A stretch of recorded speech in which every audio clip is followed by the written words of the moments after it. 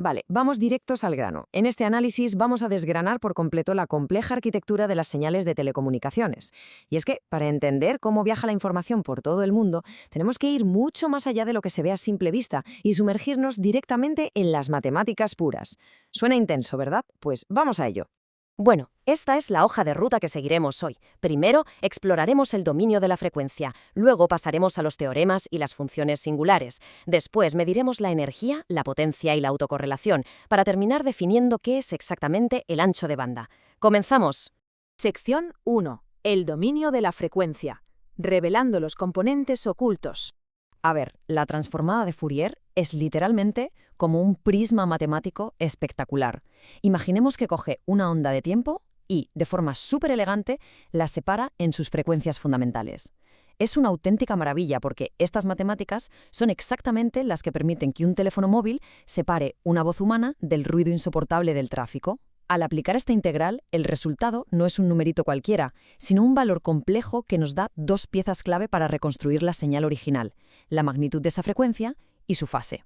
Pero ojo, que no cualquier onda vale. Para que una señal se pueda traducir a frecuencias con éxito, tiene que cumplir unas reglas matemáticas súper estrictas, las famosas condiciones de Dirichlet. Básicamente, no todas las formas de onda imaginables se pueden procesar, solo las que se comportan bien dentro de estos parámetros tan precisos o que tienen una energía finita, consiguen analizarse de forma limpia en el espectro electromagnético. No hay atajos. Y es que el contraste es totalmente asombroso. Por un lado, el dominio del tiempo es como un caos de fluctuaciones que a veces parecen totalmente aleatorias, pero por otro lado, el dominio de la frecuencia revela un orden absolutamente perfecto. Para cualquier señal real, sin componentes imaginarios, la magnitud siempre va a tener una simetría par. Y la fase, pues mostrará indefectiblemente una simetría impar. Es el verdadero ADN de la señal al descubierto. Pasamos a la sección 2, teoremas y funciones singulares. Las matemáticas de las señales. Llegamos a un peso pesado, el teorema de Parseval. Y lo que nos dice es fascinante. La huella de energía total de una señal es exactamente la misma, ya la midamos con un cronómetro en el dominio del tiempo o con un analizador en el de la frecuencia. Es un concepto monumental.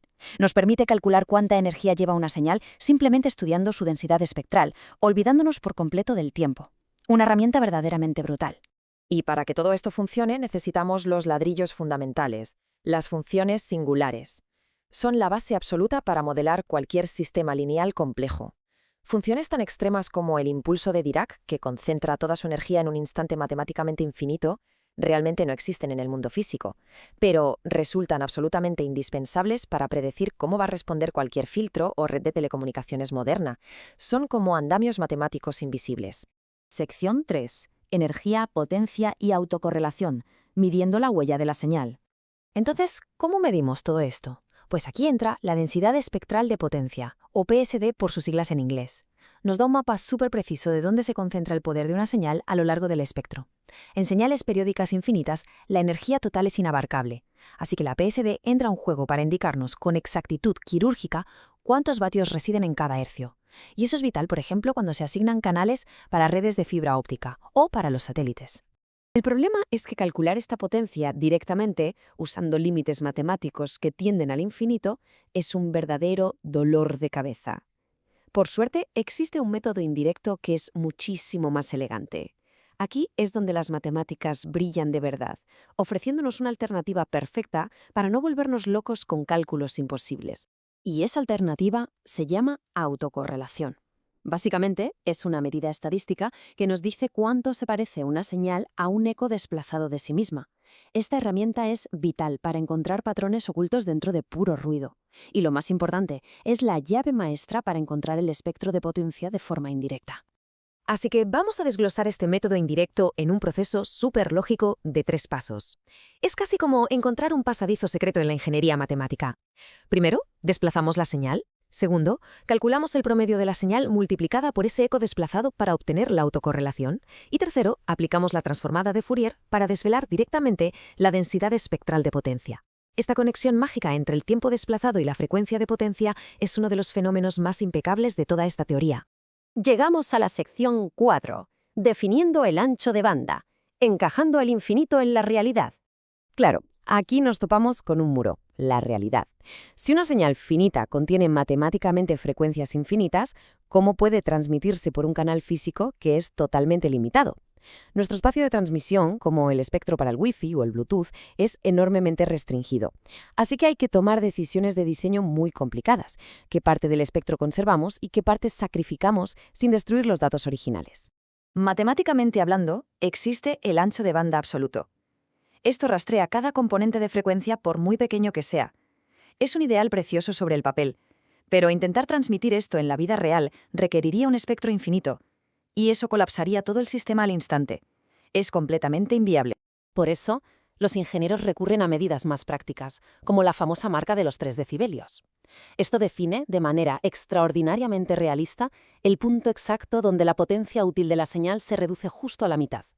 Todo lo que caiga por debajo de esa frontera se considera demasiado débil para afectar a los circuitos.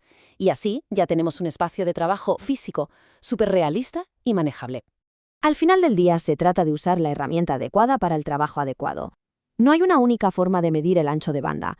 Todo depende de si estamos evaluando circuitos electrónicos analógicos, modelando teorías con rectángulos ficticios o transmitiendo bits digitales donde nos fijamos en los cruces por cero.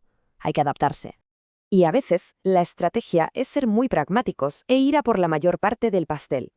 En muchas circunstancias de diseño, el objetivo primordial es asegurar la transmisión de la inmensa mayoría de la potencia de la red, concretamente el 99%. Ese concepto es lo que llamamos ancho de banda de potencia. Consiste en aislar ese rango específico de frecuencias que lleva casi toda la energía y descartar de forma segura ese residual inofensivo. Es una jugada maestra para garantizar que los datos lleguen intactos sin desperdiciar un valioso espacio de emisión. Pero bueno, existe otro enfoque mucho más agresivo, el espectro limitado. Imagina un muro de contención absoluto. Atenúa de forma implacable cualquier emisión que caiga, por ejemplo, 50 decibelios por debajo del pico máximo de la señal. Es un filtro extremo, diseñado para garantizar que ni una pizca de interferencia se cuele en las frecuencias de radio de los canales vecinos. Y con esto cerramos este análisis. Hemos visto que la lucha continua por encajar frecuencias matemáticas infinitas dentro de cables, fibras y canales de espectro cerrados conforma la base misma del progreso en las comunicaciones. Cada decisión de diseño, cada filtro y cada teorema nos acerca un poco más a conectar todo el planeta. Y la gran pregunta que nos queda flotando es, ¿cuál será el próximo gran salto de ingeniería para empaquetar aún más infinidad dentro de nuestra realidad limitada? Hay mucho en lo que pensar. Gracias por acompañarnos en esta exploración.